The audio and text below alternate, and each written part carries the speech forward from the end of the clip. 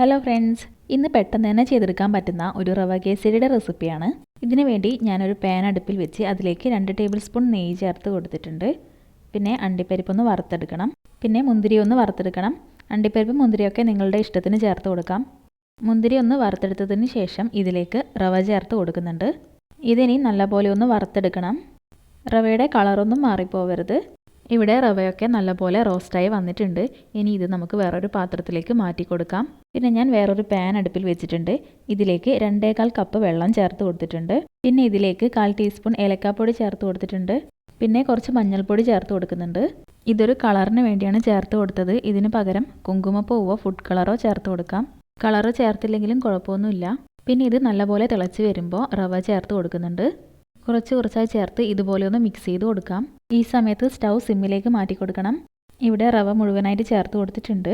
കൈവിടാതെ ഒന്ന് ഇളക്കി കൊടുക്കാം. ഇതിലെ വെള്ളമൊക്കെ ഒന്ന് വറ്റി വരണം. ഇവിടെ ഇതൊന്ന് ഡ്രൈ ആയി വന്നിട്ടുണ്ട്. ഒന്നുകൂടി നല്ലപോലെ ഒന്ന് മിക്സ് ചെയ്തെടുക്കണം. കട്ടകളൊന്നും ഇല്ലാതെ മിക്സ് ചെയ്ത് കൊടുക്കാം. നല്ലപോലെ മിക്സ് ചെയ്തതിന് ശേഷം ഇതിലേക്ക് പഞ്ചസാര ചേർത്ത് കൊടുക്കണം.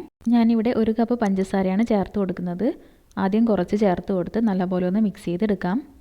ഇനി ബാക്കിയുള്ള പഞ്ചസാരയും കൂടെ ചേർത്ത് നല്ലപോലെ ഒന്ന് മിക്സ് ചെയ്തെടുക്കണം. പഞ്ചസാരയൊക്കെ നല്ലപോലെ ഒന്ന് മെൽറ്റായി വന്നിട്ടുണ്ട്. ഇതിലേക്ക് ഞാനൊരു നുള്ളു ഉപ്പ് ചേർത്ത് കൊടുത്തിട്ടുണ്ട്. മധുരം ഒന്ന് ബാലൻസ് ആവാനാണ്. പിന്നെ 1.5 ടേബിൾ സ്പൂൺ നെയ്യ് ചേർത്ത് കൊടുക്കുന്നുണ്ട്.